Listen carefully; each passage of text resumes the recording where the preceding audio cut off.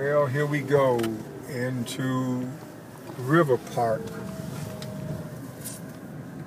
the other Fifth Avenue. This is the latest neighborhood where the black community, African American community, if you will, has been for the past 50 years or so.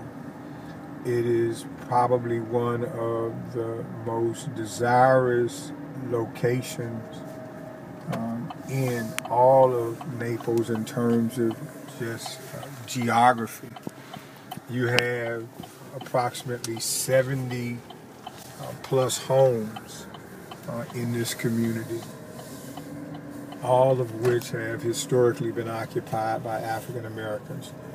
But one of, I think, more compelling components of this is that every house that we see sits on a body of water that leads out into the Gulf of Mexico. You've got long-time residents that's been here since the inception of this community. Based on some recent research and information, of the 70 homes that are here, and in terms of the threat that is before this community, at this point, probably close to 30 of these homes are owned by quote-unquote absentee landlords. 7 are owned by one particular group. Another 14 are owned by the group that until here recently owned the 7-Eleven site, which also owns the Gordon River Apartments, the only multi-family development in this area. And then you have a handful of other units that are owned by individual property owners. And so I think when you hear the recurring conversation about this area being threatened with gentrification or just being transformed to a community that no longer is reflective or representative of the people who currently live here, I think that that is empirical evidence that that's not an imagined threat, that is real.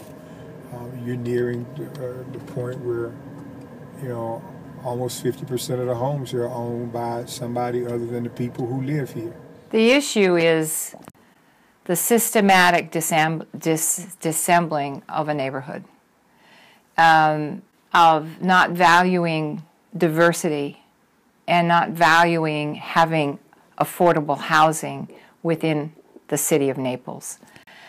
It transcends, or it's magnified, or it becomes the reality by what's been happening in the neighborhood and what the CRA is doing. They've never, and believe me, I was on city council for 10 years, so I can point the finger at myself too. But we could do so much more in this neighborhood, and we could guarantee the existence of this neighborhood going forward if we had this initiative. Now I'm on the county commission. I have nothing to do with what the city council is deciding. But I was not on the city council when they renewed the next 30 years of a CRA in 2014. And I have brought that up to my commissioners as something that I think we need to look into, because there's no reason to do it.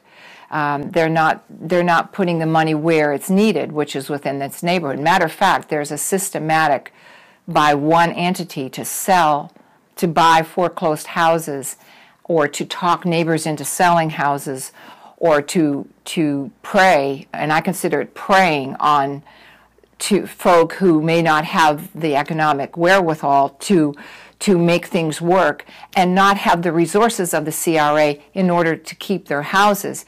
And there's a systematic acquisition of these houses within this neighborhood, which is appalling to me. I'm incensed about it.